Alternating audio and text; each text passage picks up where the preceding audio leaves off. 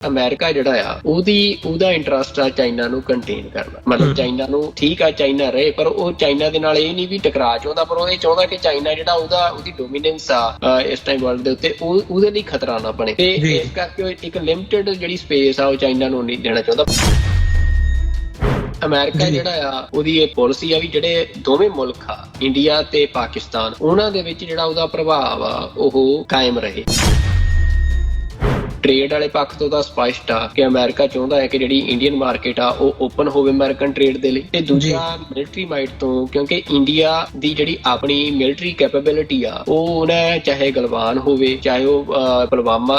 ਤੋਂ ਬਾਅਦ ਅਭਿਨੰਦਨ ਚਾਹ ਪੀ ਕੇ ਆਇਆ ਹੋਵੇ ਉੱਥੇ, ਤੇ ਚਾਹੇ ਉਹ ਇਸ ਵਾਰ ਹੋਵੇ, ਤਾਂ ਉਹ ਦੁਨੀਆ ਦੇਖ ਚੁੱਕੀ ਹੈ ਕਿ ਇਹ ਲੜਨ ਦੀ ਸਮਰੱਥਾ ਇਹਨਾਂ ਦੇ ਕੋਲ ਨਹੀਂ ਆ ਇਸ ਤਰੀਕੇ ਦੀਆਂ ਜੰਗਾਂ। ਤਾਂ ਉਹਦੇ ਚ ਅਮਰੀਕਾ ਇਹ ਜ਼ਰੂਰ ਚਾਹੁੰਦਾ ਹੈ ਕਿ ਜਿਹੜੀ ਉਹਦੇ ਕੋਲ ਡਾਇਰੈਕਟ ਐਕਸੈਸ ਹੋਵੇ ਇੰਡੀਆ ਦੀ ਏਅਰ ਸਪੇਸ ਦਾ ਤੇ ਇੰਡੀਆ ਦੇ ਗਰਾਊਂਡ ਦਾ ਆਪਣੀ ਮਿਲਟਰੀ ਵਾਸਤੇ। ਕਸ਼ਮੀਰ ਦਾ ਮਸਲਾ ਜਿਹੜਾ ਆ ਉਹ ਫਲੇਅਰ ਅਪ ਹੋਣ ਦੀਆਂ ਸੰਭਾਵਨਾਵਾਂ ਬਣ ਗਈਆਂ, ਤੇ ਉਹ ਮਸਲਾ ਹੁਣ ਕਸ਼ਮੀਰ ਦਾ ਮਸਲਾ ਜਦੋਂ ਫਲੇਅਰ ਅਪ ਹੋਣਾ ਤਾਂ ਉਹ ਮਸਲਾ ਇੰਡੀਆ ਤੇ ਪਾਕਿਸਤਾਨ ਤੱਕ ਨਹੀਂ ਸੀਮਿਤ ਰਹਿਣਾ। ਹੁਣ ਕਸ਼ਮੀਰ ਦਾ ਮਸਲਾ ਜਿਹੜਾ ਆ ਉਹ ਬੇਸਿਕਲੀ ਅਮਰੀਕਾ ਤੇ ਚਾਈਨਾ ਦਾ ਮਸਲਾ ਜਿਹੜਾ ਆ ਉਹ ਬਣਨਾ ਆ ਉਸ ਖਿੱਤੇ ਦੇ ਵਿੱਚ।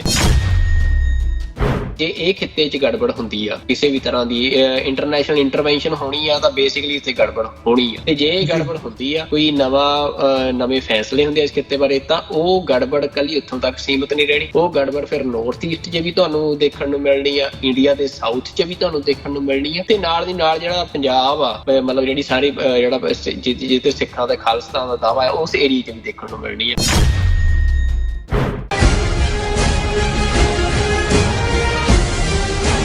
ਵਾਹਿਗੁਰੂ ਜੀ ਕੀ ਫਤਿਹ।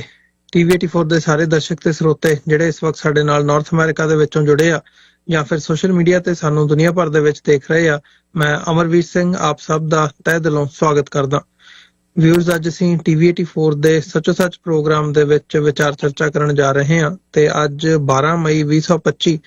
29 ਵਿਸਾਖ ਨਾਨਕਸ਼ਾਹੀ ਸੰਮਤ 557 ਦਾ ਦਿਨ ਹੈ। ਮੇਰੇ ਨਾਲ ਇਸ ਵਕਤ ਟੋਰਾਂਟੋ ਤੋਂ ਸਰਦਾਰ ਸੁਖਵਿੰਦਰ ਸਿੰਘ ਇਸ ਵਕਤ ਜੁੜੇ ਆ। ਆਓ ਉਹਨਾਂ ਨਾਲ ਮਿਲ ਕੇ ਅੱਜ ਦੇ ਪ੍ਰੋਗਰਾਮ ਦੀ ਸ਼ੁਰੂਆਤ ਕਰਦੇ ਹਾਂ।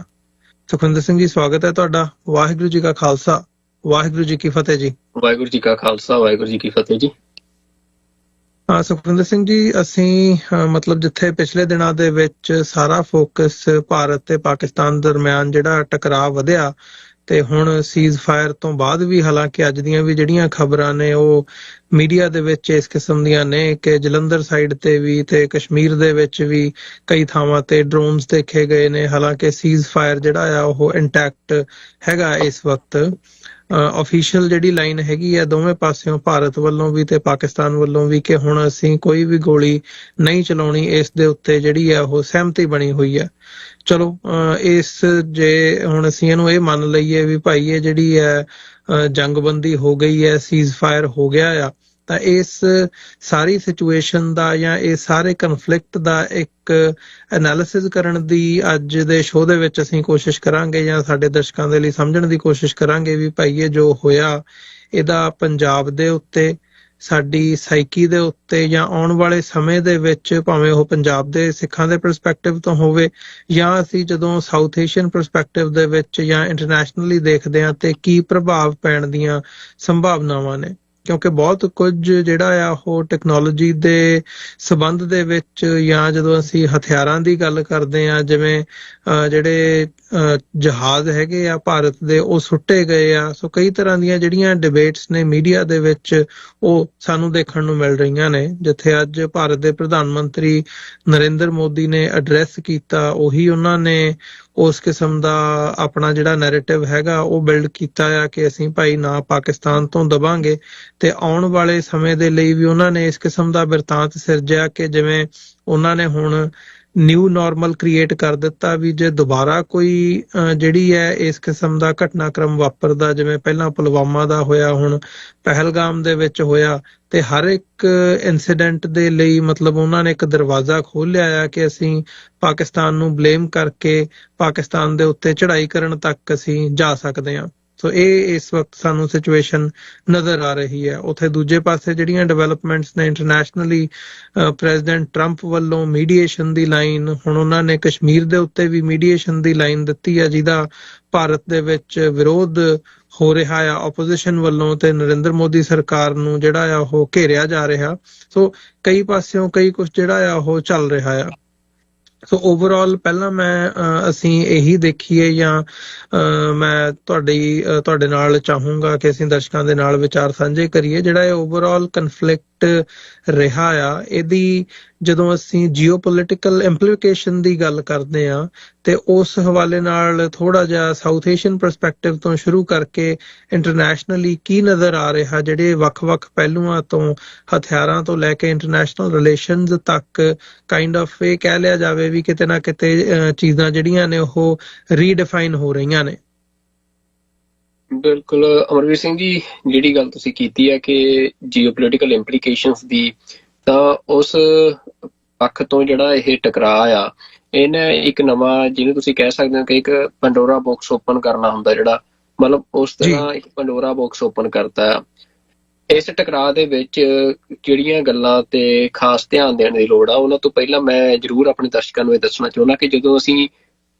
ਜੀਓ ਪੋਲਿਟਿਕਸ ਦੀ ਗੱਲ ਕਰਦੇ ਹਾਂ ਤੇ ਜਦੋਂ ਅਸੀਂ ਵੱਖੋ-ਵੱਖ ਮੁਲਕਾਂ ਦੀ ਇਸ ਸਾਰੇ ਟਕਰਾਅ 'ਚ ਗੱਲ ਕਰਾਂਗੇ ਤਾਂ ਉਹਦੇ 'ਚ ਇਹ ਸਮਝਣਾ ਜ਼ਰੂਰੀ ਆ ਕਿ ਕੋਈ ਵੀ ਮੁਲਕ ਜਿਹੜਾ ਆ, ਮਤਲਬ ਇਸ ਟਾਈਮ ਜਿਹੜੀ ਸਿਚੁਏਸ਼ਨ ਆ ਜਿੱਥੇ ਇੱਕ ਵਰਲਡ ਆਰਡਰ ਸ਼ਿਫਟ ਵੱਲ ਨੂੰ ਦੁਨੀਆ ਵੱਧ ਰਹੀ ਆ ਤੇ ਜਿਹੜੇ ਬੈਲੈਂਸ ਆਫ ਪਾਵਰ ਆ ਉਹ ਰੀਡਿਫਾਈਨ ਹੋ ਰਿਹਾ ਆ, ਤੇ ਉਹਦੇ ਸਾਰੇ ਦੇ ਵਿੱਚ ਕੋਈ ਵੀ ਜਿਹੜਾ ਮੁਲਕ ਆ ਉਹਨੂੰ ਇਹ ਮੰਨਣਾ ਕਿ ਇਹ ਸਾਊ ਆ ਜੀ, ਕੋਈ ਦੂਜਾ ਮੁਲਕ ਜਿਹੜਾ ਆ ਉਹ ਜ਼ਿਆਦਾ ਤੁਸੀਂ ਕਹਿ ਸਕਦੇ ਹੋ ਸ਼ਰਾਰਤ ਕਰ ਸਕਦਾ ਇਸ ਸਾਰੇ ਮਾਹੌਲ 'ਚ, ਤੇ ਜਾਂ ਫਿਰ ਇਹ ਕਹਿਣਾ ਕਿ ਇਹ ਮੁਲਕ ਜਿਹੜਾ ਕਿਸੇ ਦੂਜੇ ਇਸ ਮੁਲਕ ਦੇ ਨਾਲ ਆ ਤੇ ਇਹ ਮੁਲਕ ਇਸ ਮੁਲਕ ਦੇ ਨਾਲ ਆ। ਮਤਲਬ ਇਹ ਜਿਹੜੀ ਸਿਚੁਏਸ਼ਨ ਆ ਇਹਦੇ 'ਚ ਕੋਈ ਮੁਲਕ ਕਿਸੇ ਦੂਜੇ ਮੁਲਕ ਦਾ ਸਕਾ ਨਹੀਂ ਤੇ ਨਾ ਕੋਈ ਮੁਲਕ ਸਾਊ ਆ। ਮਤਲਬ ਇਹ ਇਸ ਟਾਈਮ ਅਸੀਂ ਉਸ ਦੌਰ 'ਚੋਂ ਲੰਘ ਰਹੇ ਹਾਂ ਜਿੱਥੇ ਜਿਹੜਾ ਫਸਟ ਕਿਸੇ ਵੀ ਮੁਲਕ ਦੀ ਜਿਹੜੀ ਪ੍ਰਾਇਓਰਿਟੀ ਆ ਉਹਦੇ ਆਪਣੇ ਇੰਟਰਸਟ ਹੋਣਗੇ ਤੇ ਉਹਨਾਂ ਇੰਟਰਸਟ ਦੇ ਰਾਹ ਵਿੱਚ ਭਾਵੇਂ ਉਹ ਕੋਈ ਮਨੁੱਖੀ ਅਧਿਕਾਰ ਹੋਣ, ਭਾਵੇਂ ਉਹ ਕੋਈ ਲੋਕਾਂ ਦਾ ਕਤਲੇਆਮ ਆਵੇ, ਭਾਵੇਂ ਉਹ ਕਿਸੇ ਦੀ ਪਿੱਠ ਤੇ ਵਾਰ ਕਰਨ ਦੀ ਗੱਲ ਹੋਵੇ ਜਿਹੜਾ ਤੁਹਾਡਾ ਲਾਈ ਆ, ਮਤਲਬ ਕੁਛ ਵੀ ਜਿਹੜਾ ਆ ਕਿਸੇ ਵੀ ਹੱਦ ਤੱਕ, ਜਿਵੇਂ ਕਹਿੰਦੇ ਹੁੰਦੇ ਜੰਗ ਤੇ ਪਿਆਰ 'ਚ ਸਭ ਕੁਛ ਜਾਇਜ਼ ਆ, ਜਿਹੜੀ ਇੱਕ ਪੋਲੀਟੀਕਲ ਟਰਮ ਜਿਹੜੀ ਘੜੀ ਗਈ ਆ ਪਿਛਲੇ ਲੰਬੇ ਸਮੇਂ ਤੋਂ, ਸਦੀਆਂ ਤੋਂ, ਤੇ ਉਹ ਜਿਹੜਾ ਸਮਾਂ ਆ ਅਸੀਂ ਉਸ ਦੌਰ 'ਚੋਂ ਲੰਘ ਰਹੇ ਹਾਂ।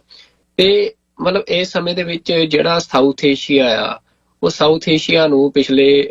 ਆਪਾਂ ਲਗਭਗ 15 ਤੋਂ 20 ਸਾਲਾਂ ਤੋਂ ਜਿਹੜੀ ਇਹ ਗੱਲਬਾਤ ਆ ਇੰਟਰਨੈਸ਼ਨਲ ਪੋਲੀਟੀਕਲ ਸਪੈਕਟਰਮ ਦੇ ਵਿੱਚ ਲਗਾਤਾਰ ਸੁਣਦੇ ਆ ਰਹੇ ਆ ਕਿ ਇਸ ਵਾਰ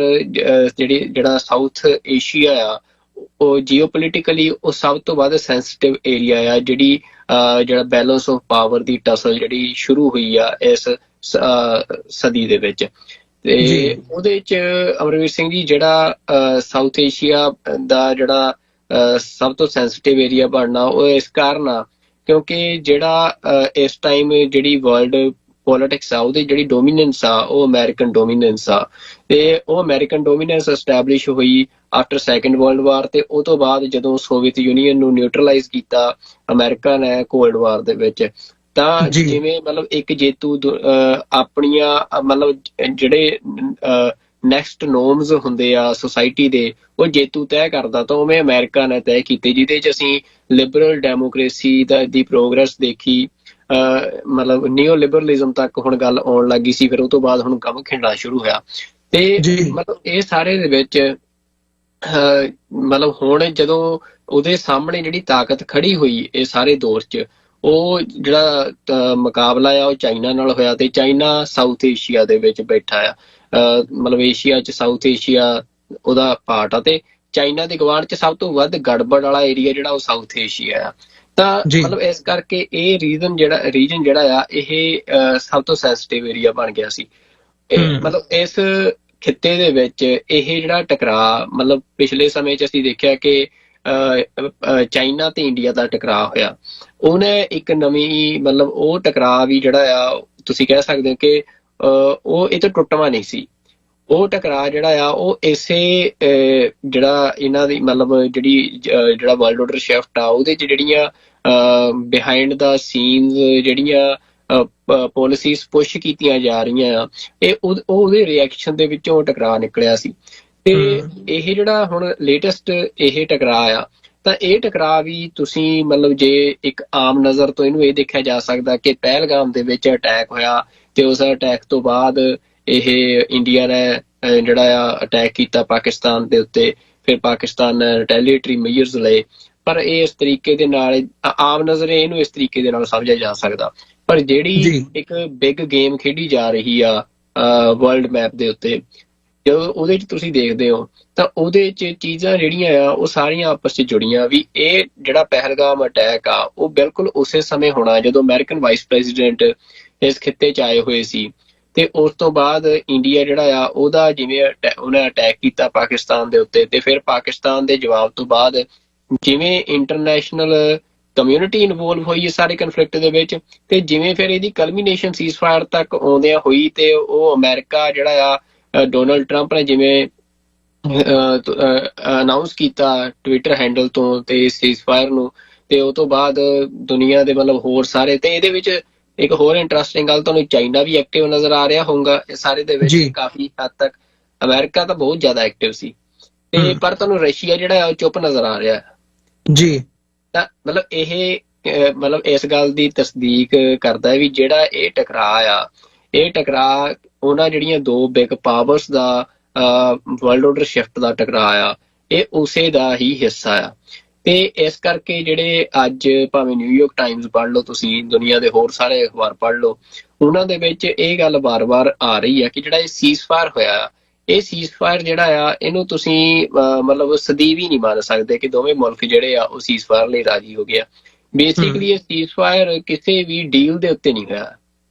ਜਿਹੜੀ ਗੱਲ ਸਭ ਤੋਂ ਇੰਪੋਰਟੈਂਟ ਆ, ਜਿਹੜੀ ਸਮਝਣ ਵਾਲੀ ਆ, ਜਿਹੜੀ ਗੱਲ ਅੱਜ ਡੋਨਲਡ ਟਰੰਪ ਨੇ ਆਪਣੀ ਸਟੇਟਮੈਂਟ ਦੇ ਵਿੱਚ ਕਹੀ। ਹੁਣ ਡੋਨਲਡ ਟਰੰਪ ਮੋਦੀ ਨੇ ਜਦੋਂ ਅਨਾਊਂਸ ਕੀਤਾ ਸੀ ਕਿ ਮੋਦੀ ਅੱਜ ਬੋਲੂਗਾ, ਤੇ ਉਹ ਤੋਂ ਕੁਛ ਸਮਾਂ ਪਹਿਲਾਂ ਡੋਨਲਡ ਟਰੰਪ ਜਿਹੜੀ ਉਹ ਸਟੇਟਮੈਂਟ ਦਿੰਦੇ ਆ, ਜਿਹੜੀ ਮੋਦੀ ਦੀ ਸਪੀਚ ਨੂੰ ਓਵਰਬਰਡਨ ਕਰ ਜਾਂਦੀ ਆ, ਮਤਲਬ ਸਾਰੇ ਸੋਸ਼ਲ ਮੀਡੀਆ ਤੇ ਸਭ ਥਾਵਾਂ ਤੇ।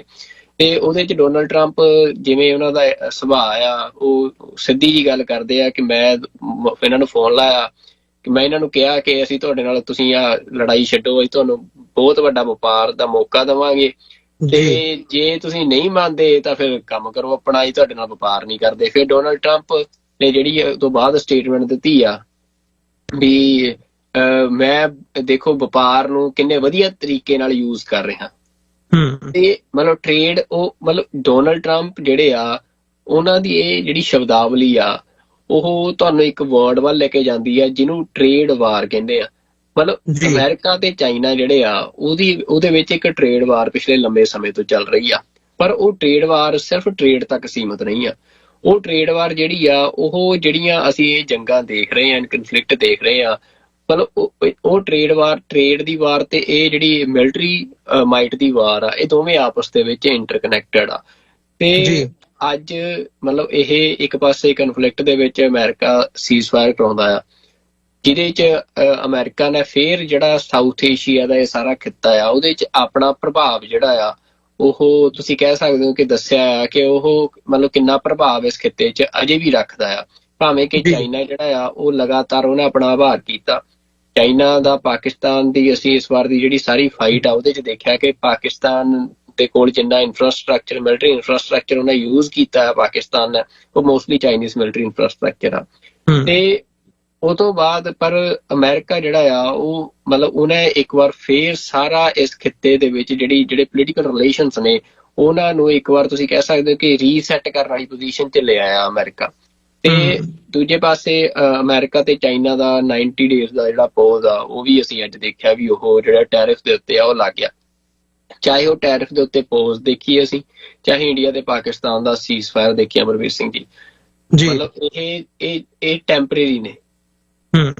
ਮਤਲਬ ਉਹ ਟ੍ਰੇਡ ਵਾਰ ਦਾ ਜਿਹੜਾ ਡਿਸੀਜ਼ਨ ਆ ਉਹ ਵੀ ਟੈਂਪਰੇਰੀ ਆ। ਕੋਈ ਬੰਦਾ ਉਹ ਤੋਂ ਇਹ ਮੰਨੇ ਕਿ ਅਮਰੀਕਾ ਚਾਈਨਾ ਦੇ ਰਿਲੇਸ਼ਨਸ ਜਿਹੜੇ ਆ ਉਹ ਹੁਣ ਸਹੀ ਹੋਣ ਵੱਲ ਨੂੰ ਵਧਣ ਲੱਗੇ ਆ, ਇਹ ਕੋਈ ਡੀਲ ਕਰ ਲੈਣਗੇ ਤੇ ਸਹੀ ਹੋ ਜਾਣਗੇ, ਐਵੇਂ ਦਾ ਕੁਛ ਨਹੀਂ ਆ। ਮਤਲਬ ਇਹ ਜਿਹੜੀ ਇੱਕ ਪਾਵਰ ਸਟਰਗਲ ਆ ਇਹ ਹੁਣ ਅੱਗੇ ਜਾ ਕੇ ਹੋਰ ਜ਼ਿਆਦਾ ਮਤਲਬ ਫਲੇਅਰ ਅਪ ਹੋਣੀ ਆ। ਉਹਦੇ 'ਚ ਗੱਲਬਾਤ ਜਿਹੜੀ ਆ, ਟੇਬਲ ਟਾਕਸ ਜਿਹੜੀਆਂ ਨੇ ਉਹ ਚੱਲਦੀਆਂ ਰਹਿਣਗੀਆਂ। ਤੇ ਮਤਲਬ ਉਹ ਦੂਜੇ ਪਾਸੇ ਜਿਹੜਾ ਇਹ ਸੀਜ਼ਫਾਇਰ ਆ ਉਸੇ ਤਰ੍ਹਾਂ ਟੈਰਿਫ ਟਾਕਸ ਤੇ ਵਾਂਗ ਹੀ ਜਿਹੜਾ ਸੀਜ਼ਫਾਇਰ ਇੰਡੀਆ ਤੇ ਪਾਕਿਸਤਾਨ ਦਾ ਉਹ ਵੀ ਮਤਲਬ ਤੁਸੀਂ ਉਹਨੂੰ ਇਹ ਨਹੀਂ ਕਹਿ ਸਕਦੇ ਕਿ ਉਹ ਪੱਕਾ ਜਿਹੜਾ ਆ ਵੀ ਹੁਣ ਕੋਈ ਇਹਨਾਂ ਦੇ ਵਿੱਚ ਆਪਸੀ ਗੜਬੜ ਨਹੀਂ ਹੋਊਗੀ ਜਾਂ ਗੋਲੀਬਾਰੀ ਨਹੀਂ ਹੋਊਗੀ। ਆਲਰੇਡੀ ਜੀ ਵੀ ਜਿਹੜਾ LOC ਦੇ ਉੱਤੇ ਵੀ ਜਿਹੜਾ ਸੀਜ਼ਫਾਇਰ ਇੰਡੀਆ ਪਾਕਿਸਤਾਨ ਦਾ ਹੈਗਾ ਸੀ, ਉਹਦੇ ਬਾਵਜੂਦ ਵੀ LOC ਦੇ ਉੱਤੇ ਵੀ ਲਗਾਤਾਰ ਇਹਨਾਂ ਦੇ ਵਿੱਚ ਗੋਲੀਬਾਰੀ ਚੱਲਦੀ ਰਹਿੰਦੀ ਆ ਸੀਜ਼ਫਾਇਰ ਦੇ ਜੀ ਬਾਵਜੂਦ ਵੀ। ਪਰ ਹੁਣ ਇਸ ਵਾਰ ਕਿਉਂਕਿ ਇੰਡੀਆ ਨੇ ਪੰਜਾਬ ਵਾਲਾ ਫਰੰਟ ਖੋਲ੍ਹਿਆ ਆ, ਅਸੀਂ ਦੇਖਦੇ ਹਾਂ ਕਿ 1971 ਤੋਂ ਬਾਅਦ ਇਹ ਪਹਿਲੀ ਵਾਰ ਆ ਜਦੋਂ ਪਾਕਿਸਤਾਨ ਦਾ ਜਿਹੜਾ ਪਾਕਿਸਤਾਨ ਦੇ ਪ੍ਰਬੰਧ ਵਾਲਾ ਪੰਜਾਬ ਆ, ਤੇ ਉਸ ਪੰਜਾਬ ਦੇ ਉੱਤੇ ਅਟੈਕ ਇੰਡੀਆ ਨੇ ਕੀਤਾ, ਤੇ ਉਹਦੇ ਜਵਾਬ ਦੇ ਵਿੱਚ ਫਿਰ ਪਾਕਿਸਤਾਨ ਨੇ ਇੰਡੀਆ ਦੇ ਜਿਹੜਾ ਇੰਡੀਆ ਦੇ ਕਬਜ਼ੇ ਵਾਲਾ ਪੰਜਾਬ ਆ ਉੱਥੇ ਉਹਨਾਂ ਨੇ ਰੈਲੀਏਟਰੀ ਮੇਜਰਸ ਲੈਂਦੇ ਆ, ਜਿਹੜਾ ਇਹਨਾਂ ਦਾ ਡਿਫੈਂਸ ਇਨਫਰਾਸਟ੍ਰਕਚਰ ਸੀ ਉਹਦੇ ਤੇ ਅਟੈਕ ਕੀਤਾ। ਹਾਲਾਂਕਿ ਪਾਕਿਸਤਾਨ ਨੇ ਇਸ ਗੱਲ ਦੀ ਸ਼ੋਰਟੀ ਕੀਤੀ ਕਿ ਕੋਈ ਜਿਹੜੀ ਸਿਵਿਲੀਅਨ ਪ੍ਰੋਪਰਟੀ ਆ ਜਾਂ ਸਿਵਿਲੀਅਨ ਏਰੀਆ ਆ ਉਹਦੇ ਉੱਤੇ ਟਾਰਗੇਟ ਨਾ ਹੋਵੇ, ਪਰ ਉਹ ਡਿਫੈਂਸ ਨੂੰ ਉਹਨਾਂ ਨੇ ਟਾਰਗੇਟ ਕੀਤਾ ਇਸ ਪੰਜਾਬ। ਤਾਂ ਜਿਹੜਾ ਪੰਜਾਬ ਵਾਲਾ ਬਾਰਡਰ ਆ ਹੁਣ ਉਹਦੇ ਤੇ ਅੱਜ ਵੀ ਜਿਵੇਂ ਤੁਸੀਂ ਗੱਲ ਕਰ ਰਹੇ ਹੋ, ਤਾਂ ਸੀਜ਼ਫਾਇਰ ਤੋਂ ਬਾਅਦ ਜਦੋਂ ਮੋਦੀ ਬੋਲ ਕੇ ਹਟਿਆ ਉਹ ਤੋਂ ਕੁਝ ਸਮਾਂ ਬਾਅਦ ਜਿਹੜਾ ਇੱਕ ਇਹਨਾਂ ਦੀ ਛਾਉਣੀ ਆ ਹੁਸ਼ਿਆਰਪੁਰ ਦੇ ਨੇੜੇ, ਉਸ ਛਾਉਣੀ ਦੇ ਵਿੱਚ ਵੱਡੇ ਧਮਾਕੇ ਜਿਹੜੇ 10 ਦੇ ਕਰੀਬ ਵੱਡੇ ਧਮਾਕੇ ਸੁਣੇ ਗਏ, ਤੇ ਨਾਲ ਹੀ ਜਿਹੜੇ ਡਰੋਨ ਐਕਟੀਵਿਟੀ ਆ ਉਹ ਵੀ ਦੇਖੀ ਗਈ ਆ ਪੰਜਾਬ ਦੇ ਵਿੱਚ। ਹੁਣ ਉਹ ਤੋਂ ਬਾਅਦ ਪਰ ਜਿਹੜੀ ਇੰਟਰਸਟਿੰਗ ਗੱਲ ਆ ਕਿ ਕਿਸੇ ਵੀ ਇੰਡੀਅਨ ਅਥਾਰਟੀ ਨੇ ਜਿਹੜੇ ਉਹ ਧਮਾਕੇ ਸੀ ਉਹਨਾਂ ਨੂੰ ਐਕਸਟਰਨਲ ਅਟੈਕ ਦੇ ਨਾਲ ਨਹੀਂ ਜੋੜਿਆ, ਤੇ ਉਹ ਧਮਾਕੇ ਜਿਹੜੇ ਆ ਉਹ ਇੱਕ ਸਵਾਲ ਜਿਹਾ ਹੀ ਬਣ ਕੇ ਰਹਿ ਗਏ ਆ ਕਿ ਉਹ ਕਿਵੇਂ ਹੋਏ ਆ। ਮਤਲਬ ਉਹਦੇ ਚ ਜਿਹੜੀ ਮਤਲਬ ਕਿਹਾ ਜਾ ਰਿਹਾ ਜਾਂ ਮੇਰੀ ਜਿਹੜੀ ਰਾਏ ਆ ਉਹ ਲੱਗ ਰਿਹਾ ਵੀ ਕੁਛ ਇਹਨਾਂ ਦੇ ਆਪਣੇ ਜਿਹੜੇ ਇੰਟਰਨਲ ਫੋਲਟਸ ਨੇ ਉਹਨਾਂ ਦੇ ਚੱਲਦੇ ਉਹ ਧਮਾਕੇ ਹੋਏ ਆ, ਜਾਂ ਫਿਰ ਇਹ ਕੀ ਸੋਚ ਰਹੇ ਆ ਇਹਦੇ ਪਿੱਛੇ ਵੀ ਡੋਂਟ ਨੋ। ਪਰ ਇਹ ਇੱਕ ਜਿਹੜੇ ਵੱਡੇ ਬਲਾਸਟ ਆ ਅੱਜ ਉੱਥੇ ਪੰਜਾਬ 'ਚ ਹੋਏ ਆ, ਤੇ ਇਹ ਮੰਨਿਆ ਜਾ ਰਿਹਾ ਕਿ ਸੀਜ਼ਫਾਇਰ ਤੋਂ ਬਾਅਦ ਜਿਹੜਾ ਇਹ ਲਗਾਤਾਰ ਜਿਹੜੀ ਇਸ ਤਰੀਕੇ ਦੀ ਕਾਰਵਾਈ ਆ ਡਰੋਨਸ ਦੇ ਰਾਹੀਂ ਜਾਂ ਸਰਵੇਲੈਂਸ ਕਰਨੀ ਡਰੋਨਸ ਦੇ ਰਾਹੀਂ ਇੱਕ ਦੂਜੇ ਦੀ 에ਅਰ ਸਪੇਸ 'ਚ, ਇਹ ਹੋ ਸਕਦਾ ਕਿ ਪੰਜਾਬ ਦੇ ਵਿੱਚ ਅਗਲੇ ਸਮੇਂ 'ਚ ਵੀ ਆਉਂਦੀ ਰਹੇ। ਤੇ ਇਹ ਵੀ ਹੋ ਸਕਦਾ ਕਿ ਕੋਈ ਵੀ ਜਿਹੜਾ ਕਿਸੇ ਵੀ ਪੁਆਇੰਟ ਦੇ ਉੱਤੇ ਜਿਹੜਾ ਕਨਫਲਿਕਟ ਆ ਉਹ ਫਲੇਅਰ ਅਪ ਹੋ ਜੇ, ਕਿਉਂਕਿ ਬੜੇ ਇਸ਼ੂਜ਼ ਜਿਹੜੇ ਚਾਹੇ ਉਹ ਇੰਡਸ ਵਾਟਰ ਟ੍ਰੀਟੀ ਤੋਂ ਬਾਹਰ ਨਿਕਲਣ ਦੀ ਇੰਡੀਆ ਦੀ ਗੱਲ ਆ, ਉਹ ਚਾਹੇ ਹੋਰ ਜਿਹੜੇ ਉਹਨਾਂ ਨੇ ਅਪਰੋਚਸ ਲਈਆਂ ਨੇ ਪਾਕਿਸਤਾਨ ਦੇ ਖਿਲਾਫ, ਮਤਲਬ ਡਿਪਲੋਮੈਟਿਕ ਰਿਲੇਸ਼ਨਸ ਤਾਂ ਟੋਟਲੀ ਬੰਦ ਨੇ ਇਹਨਾਂ ਦੇ, ਤੇ ਉਹ ਸਾਰਾ ਕੁਝ ਤਾਂ ਉਵੇਂ ਹੀ ਖੜਾ ਆ। ਤਾਂ ਕਿਤੇ ਵੀ ਜਿਹੜੀ ਚੀਜ਼ ਆ ਉਹ ਫਲੇਅਰ ਅਪ ਹੋ ਸਕਦੀ ਆ। ਪਰ ਇਹ ਸਾਰੇ ਦੇ ਵਿੱਚ ਜੀਓ ਪੋਲਿਟਿਕਸ ਦੇ ਤੌਰ ਤੇ ਤਾਂ ਇਹ ਗੱਲ ਸਪਸ਼ਟ ਆ ਕਿ ਜੇ ਤੁਸੀਂ ਦੇਖੋ ਵੀ ਜਿਹੜਾ ਅਮਰੀਕਾ ਇਸ ਟਾਈਮ ਉਹਦਾ ਸਭ ਤੋਂ ਵੱਡਾ ਟਾਰਗੇਟ ਆ ਸਾਊਥ ਏਸ਼ੀਆ ਦੇ ਵਿੱਚ ਚਾਈਨਾ ਨੂੰ ਕੰਟੇਨ ਕਰਨਾ। ਤੇ ਚਾਈਨਾ ਜਿਹੜਾ ਆ ਉਹਦੀ ਜਿਹੜੀ ਮਿਲਟਰੀ ਮਾਈਟ ਆ ਉਹ ਦੁਨੀਆ ਨੇ ਇਸ ਵਾਰ ਇਸ ਸਾਰੀ ਜਿਹੜੀ ਕਨਫਲਿਕਟ ਹੋਈ ਆ ਉਹਦੇ 'ਚ ਦੇਖੀ ਆ ਕਿ ਚਾਈਨਾ ਦੀ ਜਿਹੜੀ ਮਿਲਟਰੀ ਟੈਕਨੋਲੋਜੀ ਆ ਉਹ, ਕਿਉਂਕਿ ਪਹਿਲੀ ਵਾਰ ਸੀ ਜਦੋਂ ਚਾਈਨੀਜ਼ ਟੈਕਨੋਲੋਜੀ ਕਿਸੇ ਸਿੱਧੀ ਜੰਗ ਦੇ ਵਿੱਚ ਇਸ ਤਰੀਕੇ ਦੇ ਨਾਲ ਸ਼ਾਮਲ ਹੋਈ, ਤੇ ਉਹਨੇ ਮਤਲਬ ਇਸ ਜੰਗ ਦੇ ਵਿੱਚ ਸਪਸ਼ਟ ਤੌਰ ਤੇ ਜਿੱਤ ਹਾਸਲ ਕੀਤੀ ਆ, ਤੇ ਉਹਦੀ ਚਰਚਾ ਸਾਰੇ ਪੱਛਮੀ ਜਗਤ ਦੇ ਵਿੱਚ ਵੱਡੇ ਪੱਧਰ ਤੇ ਹੋਈ ਆ। ਤੇ ਮਤਲਬ ਇਹਦੇ ਵਿੱਚ ਹੁਣ ਜਿਹੜੀ ਚਾਈਨਾ ਨੂੰ ਕੰਟੇਨ ਕਰਨ ਦੀ ਗੱਲ ਆ ਉਹਦੇ 'ਚ ਲਗਾਤਾਰ ਇਹ ਗੱਲ ਚੱਲ ਰਹੀ ਸੀ ਕਿ ਅਮਰੀਕਾ ਜਿਹੜਾ ਆ ਉਹਦਾ ਓਨਸ ਇੰਡੀਆ ਦੇ ਉੱਤੇ ਆ, ਕਿਉਂਕਿ ਉਹਨੂੰ ਲੱਗਦਾ ਕਿ ਇੰਡੀਆ ਜਿਹੜਾ ਆ ਉਹਦੇ ਰਾਹੀਂ ਚਾਈਨਾ ਨੂੰ ਇਸ ਖਿੱਤੇ ਦੇ ਵਿੱਚ ਕੰਟੇਨ ਕੀਤਾ ਜਾ ਸਕਦਾ। ਪਰ ਚਾਈਨਾ ਦੀ ਪਾਲਿਸੀ ਜਿਹੜੀ ਪਿਛਲੇ ਲੰਮੇ ਸਮੇਂ ਤੋਂ ਆ ਉਹ ਇਹ ਸੀ ਕਿ ਉਹ ਇੰਡੀਆ ਨੂੰ ਕਿਸੇ ਤਰੀਕੇ ਦੇ ਨਾਲ ਮਤਲਬ ਜਿਵੇਂ ਗਲਵਾਨ ਦੇ ਵਿੱਚ ਉਦੋਂ ਦੇਖਿਆ ਜਦੋਂ ਇੰਡੀਆ ਜਿਹੜਾ ਆ ਉਹ ਇੱਕੋ ਦਮ ਮਤਲਬ ਐਕਸਟ੍ਰੀਮ ਪੋਸਚਰਸ ਲੈਣ ਲੱਗਿਆ ਸੀ ਚਾਈਨਾ ਦੇ ਖਿਲਾਫ, ਤਾਂ ਚਾਈਨਾ ਨੇ ਉਦੋਂ ਜਿਵੇਂ ਕਹਿੰਦੇ ਹੁੰਦੇ ਫਿਰ ਬੰਦਾ ਡਾਂਗ ਚੁੱਕਦਾ ਆ, ਤੇ ਉਦੋਂ ਡਾਂਗ ਚੁੱਕੀ ਤੇ ਇੰਡੀਆ ਨੂੰ ਜਿਹੜਾ ਆ ਉਹ ਆਪਣੀ ਪੋਜੀਸ਼ਨ ਤੇ ਲੈ ਕੇ ਆਏ ਉਸ ਕਨਫਲਿਕਟ ਤੋਂ ਬਾਅਦ। ਪਰ ਉਸ ਤੋਂ ਬਾਅਦ ਅਸੀਂ ਦੇਖਿਆ ਕਿ ਇੰਡੀਆ ਜਿਵੇਂ ਅਮਰੀਕਾ ਨੂੰ ਵੀ ਧੱਕਾ ਲੱਗਿਆ ਕਿ ਉਸ ਕਨਫਲਿਕਟ ਤੋਂ ਬਾਅਦ ਇੰਡੀਆ ਬਿਲਕੁਲ ਹਥਿਆਰ ਸੁੱਟ ਗਿਆ ਚਾਈਨਾ ਅੱਗੇ, ਤੇ ਨਰਿੰਦਰ ਮੋਦੀ ਦਾ ਜਿਹੜਾ ਰਿਟੋਰਿਕ ਸੀ ਉਹ ਅਸੀਂ ਦੇਖਿਆ ਕਿ ਕਿਵੇਂ ਇੱਕ ਵੱਡੀ ਟੈਰੀਟਰੀ ਇਹਨਾਂ ਨੇ ਚਾਈਨਾ ਦੇ ਥੱਲੇ ਜਿਹੜੀ ਛੱਡਤੀ ਤੇ ਚੁੱਪ ਕਰਕੇ ਬੈਠ ਗਏ, ਤੇ ਉਹਦੇ ਨਾਲ ਅਮਰੀਕਾ ਨੂੰ ਇੱਕ ਵੱਡਾ ਸੈਟਬੈਕ ਲੱਗਿਆ ਕਿ ਜੋ ਉਮੀਦ ਉਹਨਾਂ ਨੇ ਇੰਡੀਆ ਤੋਂ ਲਾਈ ਸੀ ਉਹ ਉਮੀਦ ਸ਼ਾਇਦ ਮਤਲਬ ਉਹਨਾਂ ਦੀ ਪੂਰੀ ਨਹੀਂ ਇੰਡੀਆ ਕਰ ਸਕਦਾ ਜੇ ਇੰਡੀਆ ਉਸ ਸਮਰੱਥਾ 'ਚ ਨਹੀਂ ਆ। ਤੇ ਉਸ ਤੋਂ ਬਾਅਦ ਮਤਲਬ ਜਿਹੜਾ ਤੁਸੀਂ ਕਹਿ ਸਕਦੇ ਹੋ ਕਿ ਇਸ ਖਿੱਤੇ ਦੇ ਵਿੱਚ ਪਾਕਿਸਤਾਨ ਦੇ ਪ੍ਰਬੰਧ ਵਾਲਾ ਜਿਹੜਾ ਕਸ਼ਮੀਰ ਆ ਉਹਦੇ 'ਚ ਚਾਈਨਾ ਦੀ ਇੱਕ ਵੱਡੀ ਇਨਵੈਸਟਮੈਂਟ ਆ, ਤੇ ਚਾਹੇ ਉਹ ਪੋਰਟ ਦੇ ਰੂਪ 'ਚ ਹੋਵੇ ਜਿਹੜਾ ਗਵਾਦਰ ਪੋਰਟ ਅਸੀਂ ਦੇਖਦੇ ਹਾਂ, ਚਾਹੇ one belt one road initiative ਦੇ ਰੂਪ 'ਚ ਹੋਵੇ, ਤੇ ਇਸ ਖਿੱਤੇ ਦੇ ਵਿੱਚ ਜਿਹੜੀ ਇਨਸਟੇਬਿਲਿਟੀ ਆ ਉਹ ਜਿਹੜਾ ਚਾਈਨੀਜ਼ ਇੰਟਰਸਟ ਆ ਉਹਦੇ ਲਈ ਬਹੁਤ ਵੱਡਾ ਖਤਰਾ ਆ। ਚਾਹੇ ਇਨਸਟੇਬਿਲਿਟੀ ਅਫਗਾਨਿਸਤਾਨ ਦੇ ਵਿੱਚ ਹੋਵੇ, ਪਾਕਿਸਤਾਨ ਦੇ ਵਿੱਚ ਹੋਵੇ, ਪਾਕਿਸਤਾਨ ਅਫਗਾਨਿਸਤਾਨ ਬਾਰਡਰ ਤੇ ਹੋਵੇ, ਚਾਹੇ ਬਲੋਚਿਸਤਾਨ ਦੇ ਵਿੱਚ ਹੋਵੇ, ਤੇ ਵੀ ਉਹ ਚਾਈਨੀਜ਼ ਇੰਟਰਸਟ ਨੂੰ ਹਿੱਟ ਕਰਦੀ ਹੈ। ਤਾਂ ਚਾਈਨਾ ਦਾ ਜਿਹੜਾ ਕੰਸਰਨ ਆ, ਚਾਈਨਾ ਆਪਣੀ ਡੋਮੀਨੈਂਸ ਰੱਖਣੀ ਚਾਹੁੰਦਾ ਸਾਊਥ ਏਸ਼ੀਆ ਦੇ ਵਿੱਚ, ਤੇ ਡੋਮੀਨੈਂਸ ਰੱਖ ਕੇ ਉਹ ਇੱਥੇ ਸਟੇਬਿਲਿਟੀ ਚਾਹੁੰਦਾ ਤੇ ਇਸ ਡੋਮੀਨੈਂਸ ਤੇ ਸਟੇਬਿਲਿਟੀ ਦੇ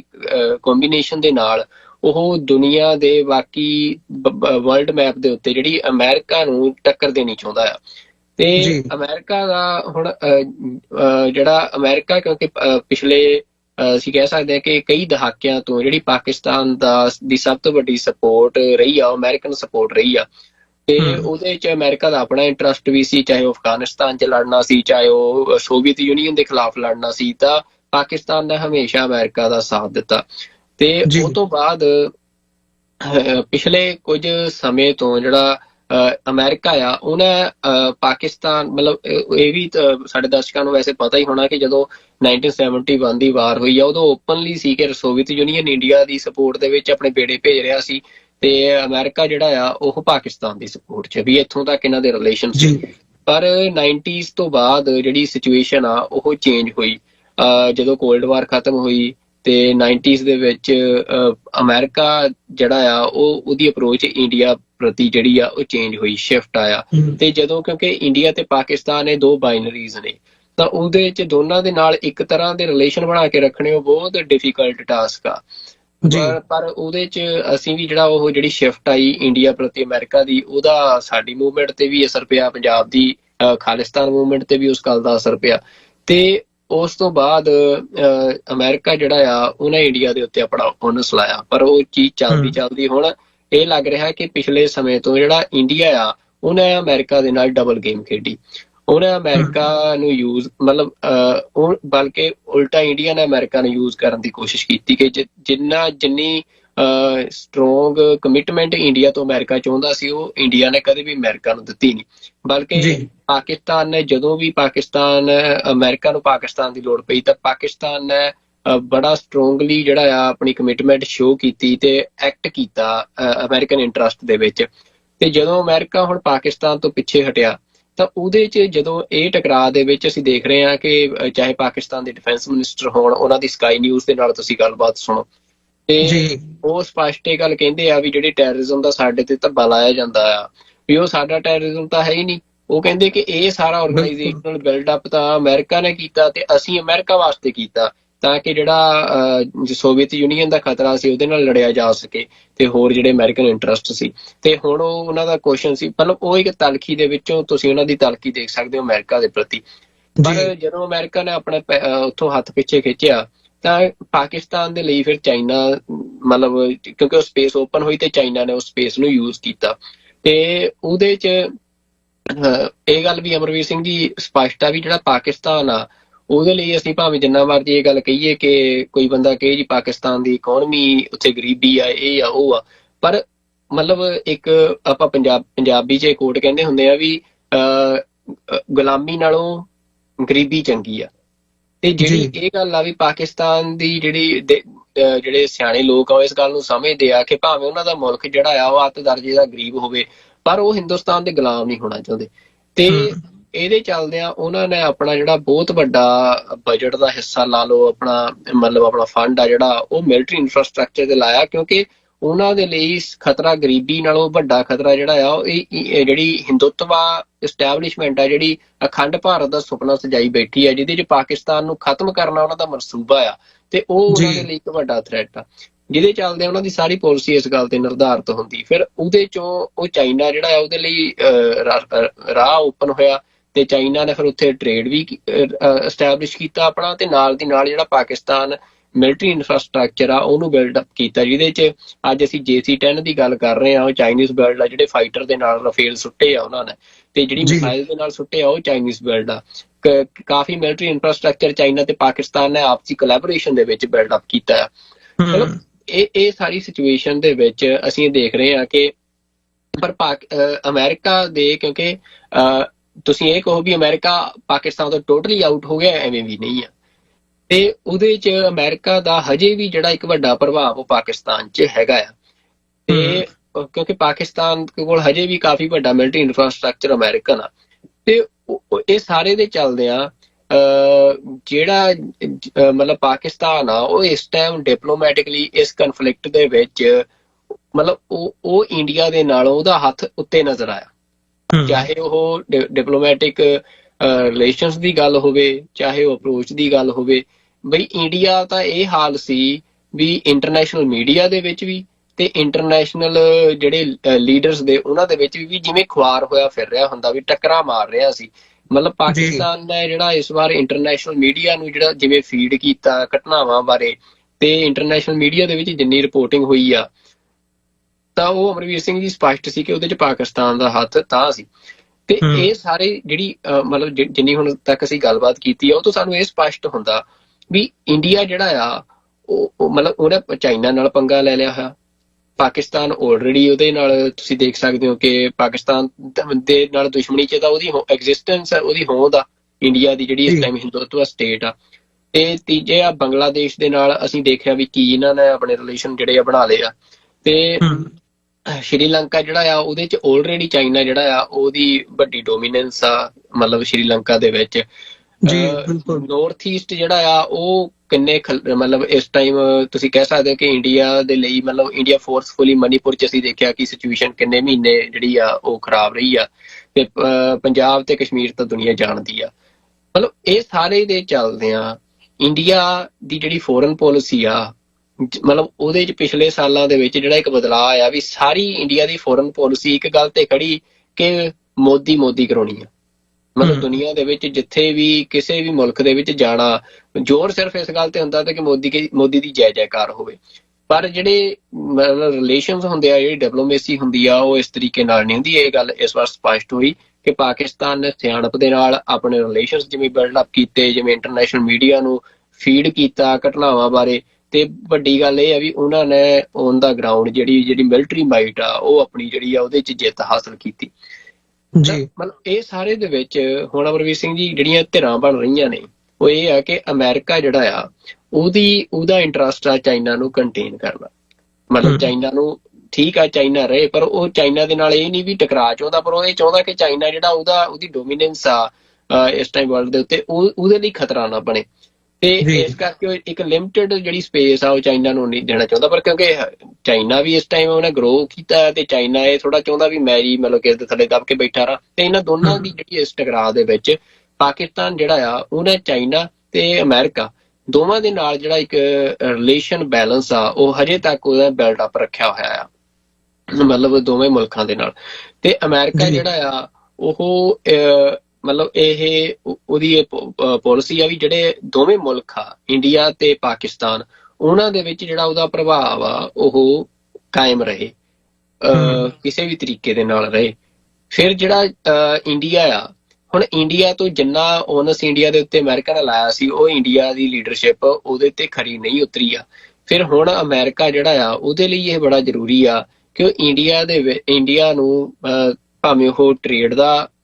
ਪੱਖ ਹੋਵੇ, ਭਾਵੇਂ ਉਹ ਮਿਲਟਰੀ ਦਾ ਪੱਖ ਹੋਵੇ, ਮਤਲਬ ਉਹਦੇ ਚ ਅਮਰੀਕਾ ਇੰਡੀਆ ਨੂੰ ਟੇਬਲ ਦੇ ਉੱਤੇ ਜੋ ਅਮਰੀਕਾ ਚਾਹੁੰਦਾ ਹੈ ਉੱਥੇ ਲੈ ਕੇ ਆਉਣਾ ਚਾਹੁੰਦਾ। ਤੇ ਮਤਲਬ ਉਹ ਹੁਣ ਅਮਰੀਕਾ ਕੀ ਚਾਹੁੰਦਾ ਹੈ ਇੱਕ ਵੱਡਾ ਸਵਾਲ ਆ ਇੰਡੀਆ ਤੋਂ। ਉਹਦੇ ਚ ਕਈ ਤਰ੍ਹਾਂ ਦੀਆਂ ਰਾਏ ਨੇ ਜਿਹੜੀਆਂ ਸਾਡੇ ਸਾਹਮਣੇ ਆਉਂਦੀਆਂ। ਟ੍ਰੇਡ ਵਾਲੇ ਪੱਖ ਤੋਂ ਤਾਂ ਸਪਸ਼ਟ ਆ ਕਿ ਅਮਰੀਕਾ ਚਾਹੁੰਦਾ ਹੈ ਕਿ ਜਿਹੜੀ ਇੰਡੀਅਨ ਮਾਰਕੀਟ ਆ ਉਹ ਓਪਨ ਹੋਵੇ ਅਮਰੀਕਨ ਟ੍ਰੇਡ ਦੇ ਲਈ। ਤੇ ਦੂਜਾ ਮਿਲਟਰੀ ਮਾਈਟ ਤੋਂ, ਕਿਉਂਕਿ ਇੰਡੀਆ ਦੀ ਜਿਹੜੀ ਆਪਣੀ ਮਿਲਟਰੀ ਕੈਪੇਬਿਲਿਟੀ ਆ ਉਹਨੇ ਚਾਹੇ ਗਲਵਾਨ ਹੋਵੇ, ਚਾਹੇ ਉਹ ਪੁਲਵਾਮਾ ਤੋਂ ਬਾਅਦ ਅਭਿਨੰਦਨ ਚਾਹ ਪੀ ਕੇ ਆਇਆ ਹੋਵੇ ਉੱਥੇ, ਤੇ ਚਾਹੇ ਉਹ ਇਸ ਵਾਰ ਹੋਵੇ, ਤਾਂ ਉਹ ਦੁਨੀਆ ਦੇਖ ਚੁੱਕੀ ਹੈ ਕਿ ਇਹ ਲੜਨ ਦੀ ਸਮਰੱਥਾ ਇਹਨਾਂ ਦੇ ਕੋਲ ਨਹੀਂ ਆ ਇਸ ਤਰੀਕੇ ਦੀਆਂ ਜੰਗਾਂ। ਤਾਂ ਉਹਦੇ ਚ ਅਮਰੀਕਾ ਮਤਲਬ ਇੱਕ ਰਾਏ ਆ, ਇੱਕ ਵਿਚਾਰ ਆ ਕਿ ਅਮਰੀਕਾ ਇਹ ਜ਼ਰੂਰ ਚਾਹੁੰਦਾ ਕਿ ਜਿਹੜੀ ਉਹਦੇ ਕੋਲ ਡਾਇਰੈਕਟ ਐਕਸੈਸ ਹੋਵੇ ਇੰਡੀਆ ਦੀ ਏਅਰ ਸਪੇਸ ਦਾ ਤੇ ਇੰਡੀਆ ਦੇ ਗਰਾਊਂਡ ਦਾ ਆਪਣੀ ਮਿਲਟਰੀ ਵਾਸਤੇ। ਤੇ ਉਹਦੇ ਲਈ ਜਿਹੜਾ ਕਸ਼ਮੀਰ ਆ, ਜਿਹੜੀ ਗੱਲ ਡੋਨਾਲਡ ਟਰੰਪ ਨੇ ਹੁਣ ਇੱਕ ਨਵਾਂ ਪੰਡੋਰਾ ਬਾਕਸ ਜਿਹਦੀ ਅਸੀਂ ਗੱਲ ਕਰ ਰਹੇ ਹਾਂ ਜਿਹੜਾ ਹੁਣ ਖੁੱਲਿਆ ਆ, ਵੀ ਉਹ ਕਸ਼ਮੀਰ ਜਿਹੜਾ ਰੀਜਨ ਆ ਉਹ ਚਾਈਨਾ ਦੇ ਲਈ ਇੱਕ ਬਹੁਤ ਇੰਪੋਰਟੈਂਟ ਹਿੱਤਾ ਆ ਇਸ ਟਾਈਮ। ਤੇ ਅਮਰੀਕਾ ਪਾਕਿਸਤਾਨ ਦੇ ਲਈ ਇਹ ਆ ਕਿ ਉਹ ਮਤਲਬ ਪਾਕਿਸਤਾਨ ਦੇ ਕੋਲ ਤਾਂ ਸਾਰੀਆਂ ਆਪਸ਼ਨਸ ਖੁੱਲੀਆਂ ਨੇ। ਪਾਕਿਸਤਾਨ ਦੀ ਕਿਉਂਕਿ ਪਾਲਿਸੀ ਜਿਹੜੀ ਆ, ਪਾਕਿਸਤਾਨ ਦੀ ਮਿਲਟਰੀ ਮਤਲਬ ਉਹ ਲੋਕ ਲੜਨ ਵਾਲੇ ਆ, ਉਹ ਕਿਸੇ ਪਾਸੇ ਵੀ ਉਹਨਾਂ ਨੂੰ ਲੜਨਾ ਪਵੇ। ਤੇ ਇਸ ਕਰਕੇ ਉਹ ਮਤਲਬ ਉਹਨਾਂ ਦੇ ਲਈ ਜਿਹੜਾ ਆਪਣਾ ਮਸਲਾ ਵੀ ਉਹ ਲਗਾਤਾਰ ਇਹ ਗੱਲ ਚਾਹੁੰਦੇ ਆ ਵੀ ਇੰਟਰਨੈਸ਼ਨਲ ਇੰਟਰਵੈਂਸ਼ਨ ਹੋਵੇ। ਜੇ ਅਮਰੀਕਾ ਇੰਟਰਨੈਸ਼ਨਲ ਇੰਟਰਵੈਂਸ਼ਨ ਕਰਨ ਲਈ ਤਿਆਰ ਆ ਕਸ਼ਮੀਰ ਦੇ ਵਿੱਚ, ਤੇ ਮਤਲਬ ਕਸ਼ਮੀਰ ਦਾ ਜਿਹੜਾ ਇਸ਼ੂ ਆ ਉਹਨੂੰ ਟੇਬਲ ਤੇ ਕਿਸੇ ਨਿਊਟਰਲ ਥਾਂ ਦੇ ਉੱਤੇ ਡਿਸਕਸ ਕਰਾਉਣ ਦੇ ਲਈ ਇੰਡੀਆ ਨੂੰ ਮਤਲਬ ਜਿਵੇਂ ਜਿਹੜੀ secretary of state the statement C ceasefire ਤੋਂ ਬਾਅਦ ਉਹ ਇਹੀ ਸੀ ਕਿ ਇੰਡੀਆ ਤੇ ਪਾਕਿਸਤਾਨ ਸਹਿਮਤ ਹੋ ਗਏ ਸੀਜ਼ਫਾਇਰ ਦੇ ਲਈ, ਜਿਹਦੇ ਚੋਂ ਇਸ ਗੱਲ ਤੇ ਰਾਜੀ ਹੋਏ ਆ ਕਿ ਅਸੀਂ ਜਿਹੜੀਆਂ ਸਾਡੀਆਂ ਪ੍ਰੋਬਲਮਸ ਨੇ ਤੇ ਉਹਨਾਂ ਨੂੰ ਅਸੀਂ ਕਿਸੇ ਨਿਊਟਰਲ ਪਲੇਸ ਦੇ ਉੱਤੇ ਕਿਸੇ ਤੀਜੀ ਥਾਂ ਦੇ ਉੱਤੇ ਅਸੀਂ ਡਿਸਕਸ ਕਰਨ ਲਈ ਤਿਆਰ ਆ। ਪਾਕਿਸਤਾਨ ਉਹਦੇ ਲਈ ਹਮੇਸ਼ਾ ਤਿਆਰ ਆ, ਹਮੇਸ਼ਾ ਓਪਨ ਆ, ਪਰ ਇੰਡੀਆ ਜਿਹੜਾ ਆ ਉਹ ਤੋਂ ਭੱਜਦਾ। ਕਿਉਂਕਿ ਇੰਡੀਆ ਇਸ ਕਰਕੇ ਭੱਜਦਾ ਕਿਉਂਕਿ ਕਸ਼ਮੀਰ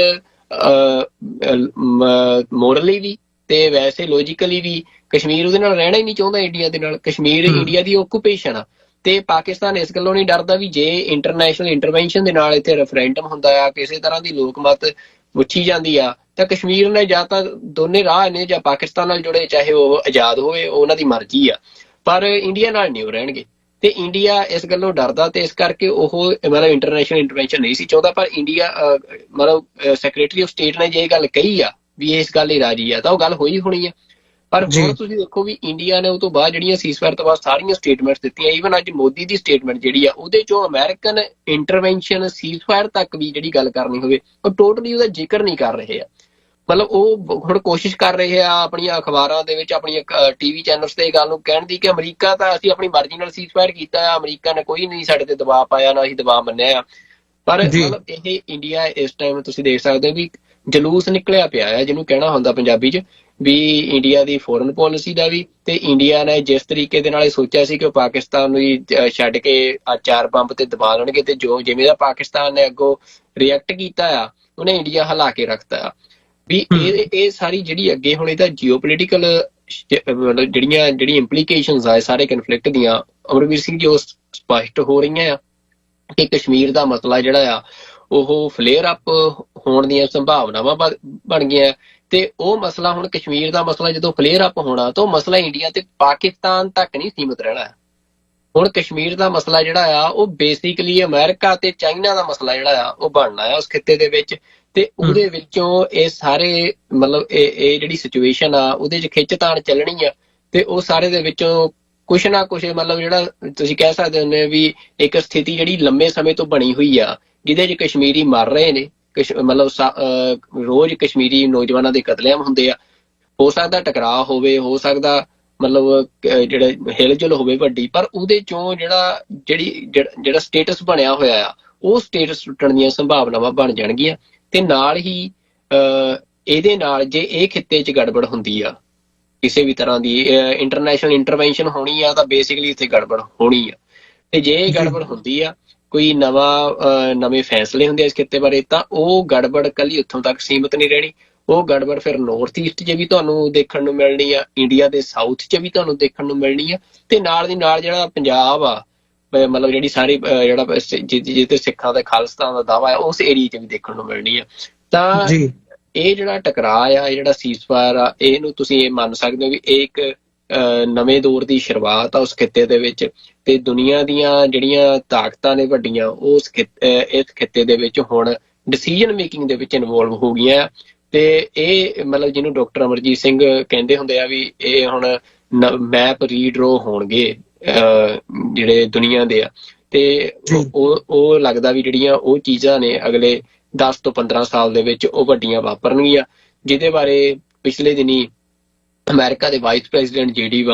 ਵੈਂਸ ਨੇ ਜਰਮਨੀ ਦੇ ਵਿੱਚ ਇੱਕ ਟੋਕ ਦੇ ਦੌਰਾਨ ਇਹ ਗੱਲ ਵੱਲ ਇਸ਼ਾਰਾ ਵੀ ਕੀਤਾ ਕਿ ਜਿਹੜੇ ਅਗਲੇ 20 ਸਾਲ ਆ ਉਹ 20 ਸਾਲ ਹੁਣ ਜਿੱਦਾਂ ਦੇ ਪਿਛਲੇ 20 ਸਾਲ ਲੰਘੇ ਆ ਉਵੇਂ ਦੇ 20 ਸਾਲ ਨਹੀਂ ਆ, ਅਗਲੇ 20 ਸਾਲ ਬਹੁਤ ਟਰਬੂਲੈਂਸ ਵਾਲੇ ਆ। ਤੇ ਉਹਨਾਂ ਦਾ ਇਸ਼ਾਰਾ ਯੂਰਪ ਵੱਲ ਸੀ, ਜਿਹਦੇ 'ਚ ਉਹਨਾਂ ਨੇ ਕਿਹਾ ਕਿ ਯੂਰਪ ਦੀ ਜਿਹੜੀ ਸਿਕਿਉਰਿਟੀ ਜਿਵੇਂ ਪਿਛਲੇ 20 ਸਾਲ ਚੱਲਦੀ ਰਹੀ ਆ ਵੀ ਖਰਚਾ ਕਰਨਾ ਨਹੀਂ ਤੇ ਅਮਰੀਕਾ ਦੇ ਸਹਾਰੇ ਦਬਕੇ ਦੇ ਨਾਲ, ਮਤਲਬ ਅਮਰੀਕਾ ਦੇ ਦਬਕੇ ਦੇ ਨਾਲ ਸਿਕਿਉਰਿਟੀ ਉਹਨਾਂ ਦੀ ਮੇਨਟੇਨ ਰਹੀ, ਕਿ ਅਗਲੇ 20 ਸਾਲ ਦੇ ਵਿੱਚ ਹੁਣ ਏਦਾਂ ਨਹੀਂ ਹੋਣਾ, ਤੁਹਾਨੂੰ ਸਿਕਿਉਰਿਟੀ ਲਈ ਕੁਛ ਨਾ ਕੁਛ ਜਿਹੜਾ ਆਪਣਾ ਪ੍ਰਬੰਧ ਆ ਉਹ ਕਰਨਾ ਪੈਣਾ ਤੇ ਪੈਸਾ ਜਿਹੜਾ ਆ ਉਹਦੇ ਤੇ ਖਰਚਣਾ ਪੈਣਾ। ਤਾਂ ਇਸ ਕਰਕੇ ਅਸੀਂ ਕਹਿ ਸਕਦੇ ਹਾਂ ਕਿ ਅਗਲੇ ਇਹ ਹਜੇ ਮਤਲਬ ਇਹ ਨਹੀਂ ਕਿ ਤੁਸੀਂ ਕਹੋ ਕੱਲ ਕੁਛ ਹੋ ਜੇ ਪਰਸੋਂ ਕੁਛ ਹੋ ਜੇ, ਪਰ 20 ਸਾਲ ਕੋਈ ਬਹੁਤਾ ਸਮਾਂ ਨਹੀਂ ਹੁੰਦਾ। ਜਦੋਂ ਤੁਸੀਂ ਕੌਮਾਂ ਦੇ ਇਤਿਹਾਸ ਦੀ ਗੱਲ ਕਰਦੇ ਹੋ ਤਾਂ ਅਗਲੇ 20 ਸਾਲ ਦੇ ਵਿੱਚ ਜਿਹੜਾ ਸਾਊਥ ਏਸ਼ੀਆ ਦਾ ਖਿੱਤਾ ਹੈ ਇਹਦੇ 'ਚ ਇੱਕ ਵੱਡੀਆਂ ਤਬਦੀਲੀਆਂ ਜਿਹੜੇ ਹੋਣ ਦੀਆਂ ਸੰਭਾਵਨਾਵਾਂ ਸੀ ਪਹਿਲਾਂ, ਪਰ ਹੁਣ ਇਹ ਲੱਗ ਰਿਹਾ ਵੀ ਉਹ ਯਕੀਨੀ ਨਜ਼ਰ ਆ ਰਹੀਆਂ ਇਸ ਟਕਰਾਅ ਤੋਂ ਬਾਅਦ। ਜੀ ਸੁਖਵਿੰਦਰ ਸਿੰਘ ਜੀ, ਬਿਲਕੁਲ। ਤੇ ਸਾਡੇ ਲਈ, ਸਿੱਖਾਂ ਦੇ ਲਈ, ਕੌਮ ਦੇ ਲਈ ਮਤਲਬ ਇਹਦੇ 'ਚ ਇਹੀ ਅਸੀਂ ਸਮਝਦੇ ਹਾਂ ਬਣਦਾ ਆ ਕਿ ਅਸੀਂ ਆਪਣੇ ਆਪ ਨੂੰ ਉਸ ਮੂਵਮੈਂਟ ਦੇ ਲਈ ਤਿਆਰ ਕਰੀਏ। ਸਾਡੀਆਂ ਜਿਹੜੀਆਂ ਆਰਗੇਨਾਈਜੇਸ਼ਨਸ ਨੇ, ਜਥੇਬੰਦੀਆਂ ਨੇ, ਉਹਨਾਂ ਦਾ ਜਿਹੜਾ ਸਟਰਕਚਰ ਹੈ ਉਹ ਉਸ ਭਾਰ ਨੂੰ ਝੱਲ ਸਕਦਾ ਹੋਵੇ। ਉਹਨਾਂ ਦਾ ਸਾਰਾ ਹੀ ਜਿਹੜਾ ਪੱਖ ਹੈਗਾ, ਫਾਈਨੈਂਸ਼ੀਅਲ ਐਸਪੈਕਟ ਤੋਂ ਲੈ ਕੇ ਆਰਗੇਨਾਈਜੇਸ਼ਨਲ ਸਟਰਕਚਰ, ਤੇ ਫਿਰ ਇਵੈਂਚੁਅਲੀ ਜਿਹੜੀ ਉਹਦੀ ਇਫੈਕਟਿਵਨੈਸ ਹੁੰਦੀ ਹੈ ਜਿਸ ਵੀ ਫੀਲਡ 'ਚ, ਭਾਵੇਂ ਕੋਈ ਇੰਡੀਵਿਜੂਅਲ ਕੰਮ ਕਰ ਰਿਹਾ ਤੇ ਭਾਵੇਂ ਕੋਈ ਆਰਗੇਨਾਈਜੇਸ਼ਨ ਕੰਮ ਕਰ ਰਹੀ ਹੈ, ਇਹ ਸਾਡੇ ਲਈ ਇੱਕ ਇੱਥੇ ਸਿੱਖਣ ਦੀ, ਸਮਝਣ ਦੀ ਲੋੜ ਹੈਗੀ ਆ।